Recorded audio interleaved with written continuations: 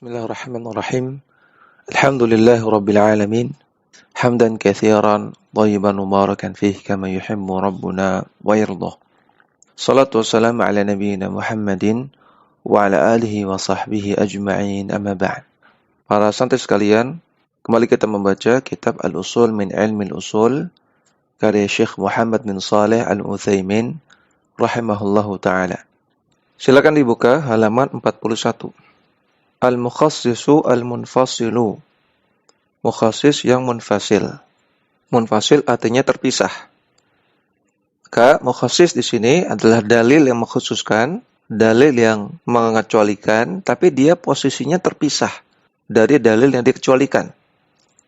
Al-mukhassisul munfasilu ma yastaqillu binafsihi. Mukhassis munfasil definisinya adalah mukhassis yang dia bisa berdiri sendiri, tidak bersambung dengan dalil yang dikecualikan. Wa huwa thalathatu asya'a. Mukhassis munfasil ada 3 macam. Yaitu yang pertama al-hissu, mukhassis berupa panca indera, wal aqlu berupa logika, wasyar'u dan berupa syariat atau dalil. Mithalu takhsisi bil hissi. Contoh takhsis mengecualikan suatu dalil dengan panca indera. Qauluhu ta'ala an rihi adin. Firman Allah Subhanahu wa taala tentang angin topan yang menimpa kaum Ad. Allah taala katakan tudammiru kulla syai'in bi amri rabbiha. Angin topan tersebut menghancurkan segala sesuatu dengan perintah Rabb-nya, dengan perintah Allah. Surat Al-Ahqaf ayat 25. Perhatikan dalam ayat ini disebutkan angin tersebut menghancurkan segala sesuatu. Kulla syai'in termasuk sighatul am, menunjukkan semuanya. Tapi fa innal hissa dalla ala annaha lam tudammir as-samaa'a wal arda. Panca indera kita membuktikan, menunjukkan bahwasanya angin topan tersebut tidak menghancurkan langit dan bumi. Buktinya hari ini kita melihat langit dan bumi masih ada, tidak hancur. Kita melihat dengan mata kepala kita. Maka penglihatan kita ini kan panca indera. Sehingga dalil ini, ayat ini dikecualikan dengan al-hiss, panca indera. Kemudian wa mithalu takhsisi bil aqli. Contoh takhsis dengan logika. Qauluhu ta'ala, firman Allah ta'ala, Allahu khaliqu kulli syai'. Allah lah pencipta segala sesuatu. Surat Az-Zumar ayat 62. Fa innal aqla dalla ala anna dzatahu ta'ala ghairu makhluqatin. Logika atau akal menunjukkan bahwasanya Allah tidak menciptakan dirinya sendiri. Bahwasanya zat Allah bukan makhluk. Maka kullu syai'in dalam ayat ini dikecualikan darinya zat Allah berdasarkan akal yang sehat. Karena Allah Ta'ala tidak diciptakan. Wa minal ulama'i man yara anna ma khassa bil hissi wal aqli laysa minal amil makhsusi. Sebagian ulama memandang bahwasanya pengecualian dengan menggunakan hiss, panca indera, atau dengan logika, ini tidak termasuk dalil am yang dikhususkan. Bukan dalil umum yang dikecualikan, bukan. Namun, wa innama huwa minal amil ladzi urida bihil khususu. Namun dia tetap dalil am. Namun yang diinginkan darinya adalah makna khusus. Dalilnya tetap am, tetap umum, tidak dikecualikan. Namun makna yang terkandung itu makna khusus. Berbeda dengan takhsis. Kalau takhsis itu dalilnya am, umum, tapi ada anggota umum yang diambil, yang dikeluarkan. Kalau ini tidak ada yang dikeluarkan. Tetap dalilnya umum. Tapi yang diinginkan dari dalil umum ini adalah makna khusus. Idzal makhsusu lam yakun muradan indal mutakallimi walal mukhatabi min awal amri. Karena pengkhususan sama sekali tidak diinginkan oleh mutakallim, oleh pengucap lafaz, itu Allah Subhanahu wa taala, demikian juga oleh mukhatab, oleh lawan bicara. Sejak awal diucapkannya kalimat tersebut. Jadi pengucap, yaitu Allah Subhanahu wa taala atau Rasulullah sallallahu alaihi wasallam yang mengucapkan dalil, mengucapkan teks ayat atau hadis, sama sekali tidak menginginkan adanya taksis di sana. Tidak menginginkan adanya anggota bagian umum yang dikeluarkan. Jadi memang menginginkan lafadznya umum, namun memaksudkan suatu makna yang tertentu yang khusus. Wa hadza haqiqatul 'am alladhi urida bihil khusus. Inilah hakikat dari al-'am urida bihil khusus. Lafadz umum namun maksudnya khusus. Kita ambil contoh supaya lebih jelas. Misalnya ketika ada suatu rapat desa. Kemudian sekretaris desa berkata kepada kepala desa, "Bapak kepala desa, silakan ke aula karena orang-orang sudah menunggu." Perhatikan, orang-orang sudah menunggu. Kata orang-orang, ini kan lafadznya umum. Namun maksud dari sekretaris desa mengatakan orang-orang sudah menunggu, maksudnya khusus. Itu orang-orang kampung, bukan semua orang seluruh dunia. Nah, ini contoh lafadz umum, tapi ini maksud khusus. Amat takhsisu bisyar'i fa inal kitab wa sunnata yukhassasu kullun minhuma bimithlihima. Adapun taksis dengan syariat atau dengan dalil, maka Al-Quran dan As-Sunnah itu dikhususkan dengan yang semisalnya. Artinya Al-Quran bisa ditaksis dengan Al-Quran, atau Al-Quran ditaksis dengan hadis, atau hadis ditaksis oleh Al-Quran, atau hadis ditaksis oleh hadis. Wabil ijma'i wal qiyasi, demikian juga bisa ditaksis dengan ijma' dan qiyas. Misalu takhsisul kitabi bil kitabi. Contoh taksis Al-Quran dengan ayat Al-Quran yang lain. Qauluhu ta'ala, firman Allah ta'ala, wal mutallaqatu yatarabbasna bi anfusihinna thalathata quru'. Wanita-wanita yang dicerai, wajib bagi mereka untuk berdiam diri di rumah suami mereka selama 3 quru'. Surah Al-Baqarah ayat 228. Ini dalil tentang wajibnya menjalani masa iddah setelah dicerai. Artinya setelah cerai bukan langsung pisah rumah, tapi wajib tetap tinggal bersama selama masa iddah. Masa iddahnya berapa? 3 kali quru. Jumhur ulama mengatakan 3 kali quru adalah 3 kali suci dari haid. Setelah 3 kali suci dari haid baru pisah rumah. Khassa bi qaulihi ta'ala, ayat ini ditaksis oleh firman Allah Ta'ala, Ya ayyuhalladzina amanu idza nakahtumul mu'minati thumma talaqtumuhunna min qabli an tamassuhun. Wahai orang-orang yang beriman, kalau kalian menikahi wanita-wanita yang beriman, kemudian kalian ceraikan mereka sebelum digauli, sebelum melakukan hubungan intim. Nikah, kemudian sebelum melakukan hubungan intim cerai. Maka kata Allah, فَمَا لَكُمْ عَلَيْهِنَّ مِنْ عِدَّةٍ تَعْتَدُّونَهَا. Maka mereka tidak ada kewajiban untuk menjalani masa iddah.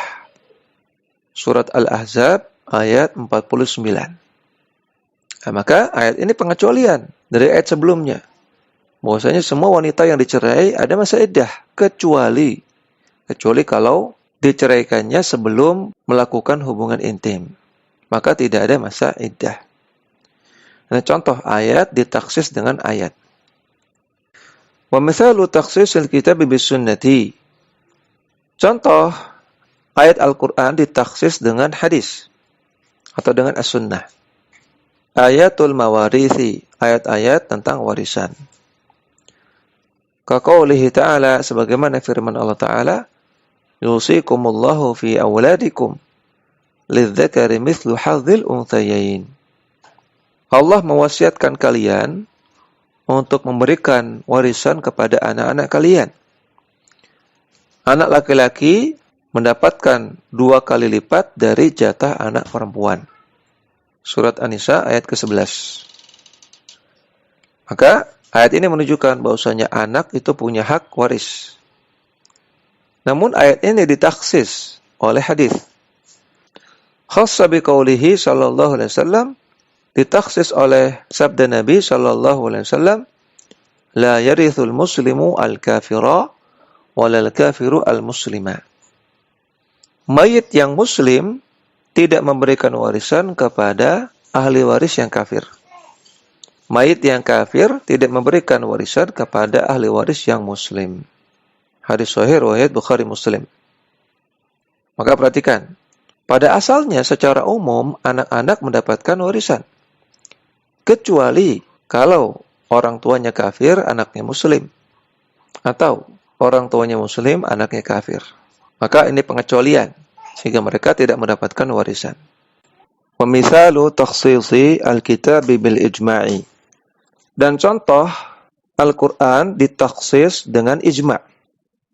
Qauluhu ta'ala, firman Allah ta'ala, وَالَّذِينَ يَرْمُونَ الْمُحْصَنَاتِ ثُمَّ لَمْ يَأْتُوا بِأَرْبَعَةِ شُهَدَاءَ. Dan orang-orang yang menuduh wanita baik-baik telah berzina, sedangkan mereka tidak mendatangkan 4 saksi. فَجْلِدُوهُمْ 80 جَلْدَةً. Maka cambuklah mereka 80 cambukan. Surat An-Nur ayat ke-4. Khassa bil ijma'i ala anna ar-raqiqa al-qadhifa yujladu 40. Ayat ini ditaksis oleh para ulama dengan menggunakan ijma'. Dikecualikan dengan ijma'. Para ulama ijma' bahwasanya hamba sahaya atau budak yang melakukan qadhaf. Qadhaf itu menuduh orang baik-baik berzina. Hamba sahaya yang melakukan ini hanya dicambuk 40 kali. Hakadha matsala katsirun minal usuliyina. Inilah contoh yang banyak diberikan oleh para ulama usul fikih. Wa fihi nadharun li thubutil khilafi fi dzalika. Namun ini contoh yang kurang tepat. Karena ternyata ada khilaf dalam masalah ini. Artinya bahwasanya hamba sahaya yang melakukan qadhaf itu dicambuk 40 kali bukan ijma'. Karena ternyata ada pendapat yang lain. Yaitu sebagian ulama berpendapat dicambuknya tetap 80 kali. Sebagaimana yang ada dalam ayat. Maka ini contoh yang kurang tepat. Walam ajid lahu mithalan saliman. Dan kata Syekh Muhammad bin Shalih Al-Utsaimin, aku tidak menemukan contoh yang bagus untuk kasus ini. Misalu takhsisil kitabi bil qiyasi. Contoh taksis ayat Al-Quran dengan kias. Qauluhu ta'ala, firman Allah ta'ala, Az-zaniyatu waz-zani fajlidu kulla wahidin minhuma mi'ata jaldah. Pezina wanita dan pezina laki-laki, cambuklah masing-masing mereka dengan 100 cambukan. Surat An-Nur ayat kedua. Hukuman had bagi pezina adalah dicambuk 100 kali kalau mereka bukan muhsan. Mereka belum pernah merasakan jima dalam pernikahan yang sah. Adapun kalau sudah pernah merasakan jima dalam pernikahan yang sah, maka hukumannya adalah dirajam. Khassa bi qiyasil abdi az-zani 'ala al-amati fi tansifil 'adzabi.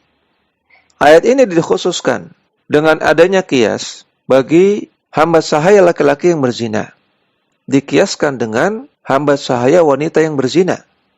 Bahwasanya mereka mendapatkan setengah dari azab, setengah dari hukuman. Sebagaimana surat An-Nisa ayat 25. Allah Ta'ala katakan, فَإِنْ أَتَيْنَا بِفَاحِشَةٍ. Kalau budak wanita, hamba sahaya wanita melakukan zina, فَعَلَيْهِنَّ نِصْفُ مَا عَلَى الْمُحْصَنَاتِ مِنَ الْعَذَابِ. Maka wajib dijatuhkan kepada mereka setengah dari hukuman yang diberlakukan kepada wanita merdeka. An-Nisa ayat 25. Nah, hamba sahaya laki-laki atau budak laki-laki dikiaskan kepada hamba sahaya perempuan.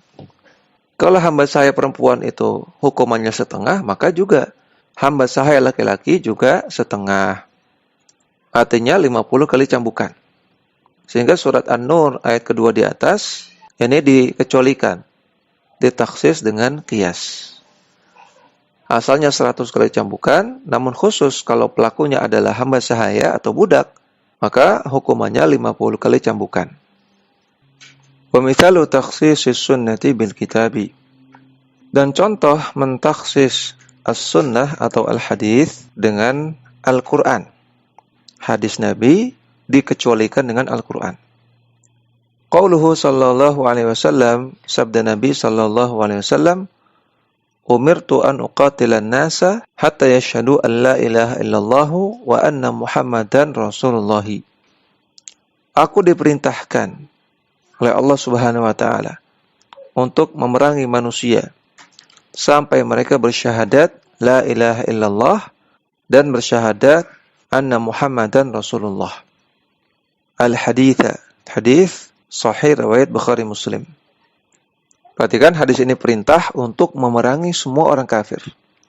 Hadis ini khassa biqaulihi ta'ala, ditakhsis oleh firman Allah Ta'ala, qatilul ladzina la yu'minuna billahi, perangilah orang-orang yang tidak beriman kepada Allah, wala bil yaumil akhiri, dan tidak beriman kepada hari akhir, wala yuharrimuna ma harramallahu wa rasuluhu, dan tidak mengharamkan apa-apa yang diharamkan oleh Allah dan Rasulnya. Wala yadinuna dinal haqqi, dan tidak beragama dengan agama yang benar, tidak beragama Islam. Minal ladina utul kitaba, dari kalangan orang-orang ahlul kitab, hatta yu'tul jizyata an yadin wa hum saghirun, kecuali mereka membayar jizyah dengan tangan mereka dan mereka jumlahnya sedikit, mereka tidak dominan. Surat At-Taubah ayat 29. Maka ayat ini menunjukkan bahwasanya orang-orang kafir kalau mereka bayar jizyah tidak diperangi. Yang ini adalah pengecualian dari hadis sebelumnya. Hadis sebelumnya mengatakan semua orang kafir diperangi sampai mereka masuk Islam. Tapi dalam ayat ini dikecualikan, kecuali mereka bayar jizyah. Kalau mereka bayar jizyah, mereka boleh tidak beragama Islam dan mereka tidak diperangi. Wa mithalu takhsisis sunnati bis sunnati. Dan contoh takhsis as-sunnah dengan as-sunnah atau al-hadis dikecualikan dengan hadis. Qauluhu sallallahu alaihi wasallam, sabda Nabi sallallahu alaihi wasallam, "Fima saqatis sama'u al-ushuru." Hasil pertanian yang diairi dengan air hujan, maka zakatnya adalah 1/10, 10%. Hadis sahih riwayat Al-Bukhari. Khassa biqaulihi sallallahu alaihi wasallam. Hadis ini dikhususkan oleh sabda Nabi sallallahu alaihi wasallam yang lain. Laisa fi maduna khamsati awsaqin shadaqatun. Hasil pertanian yang jumlahnya di bawah 5 wasak, maka tidak ada zakatnya. Hadis sahih riwayat Bukhari Muslim. Pada hadis sebelumnya sifatnya umum, semua yang diairi dengan air hujan maka zakatnya 10%, semuanya. Tapi ternyata ada pengecualiannya, kecuali kalau hasil panennya sedikit, di bawah 5 wasak, maka tidak ada zakatnya. Misalnya seseorang punya pohon cabai di rumah, cuman 1-2 pohon, maka hasil panennya sedikit, sehingga tidak ada zakatnya untuk hasil cabai dari 1-2 pohon saja. Demikian juga kasus orang yang puasa ketika safar. Nabi mengatakan, bukan kebaikan kalau seseorang itu puasa ketika safar. Ditakhsis dengan perbuatan Nabi, bahwasanya Nabi pernah puasa ketika safar. Dan yang dimaksud dalam hadis tersebut adalah orang yang kesulitan ketika puasa dalam keadaan safar, sebagaimana sudah pernah dijelaskan. Walam ajid mithalan li takhsisis sunnati bil ijma'. Namun kata Syekh Muhammad bin Shalih Al-Utsaimin, saya tidak menemukan contoh untuk kasus as-sunnah ditakhsis dengan ijma'. Wa mithalu takhsisis sunnati bil qiyas. Adapun contoh as-sunnah atau al-hadis ditakhsis oleh qiyas, dikecualikan oleh qiyas. Qauluhu sallallahu alaihi wasallam, sabda Nabi sallallahu alaihi wasallam, al-bikru bil bikri jaldu mi'atin wa taghribu ammin. Kalau perawan dengan perjaka berzina, maka hukumannya 100 kali cambukan dan diasingkan selama 1 tahun. Hadis sahih riwayat Muslim. Khassa bi qiyasil abdi 'alal amati fi tansifil adzabi wal iqtisaru ala 50 jaldatan alal masyhuri. Hadis ini ditaksis dengan kias, yaitu jika seorang hamba sahaya laki-laki melakukan zina dan dia perjaka, dikiaskan kepada hamba sahaya perempuan yang berzina, yaitu mereka mendapatkan tansifil adab, setengah hukuman. Sehingga mereka hanya mendapatkan cambukan 50 kali menurut pendapat yang masyhur. Ini yang bisa kita baca, mudah-mudahan bermanfaat. Wassallallahu ala nabiyina Muhammadin wa ala alihi wa sahbihi wasallam.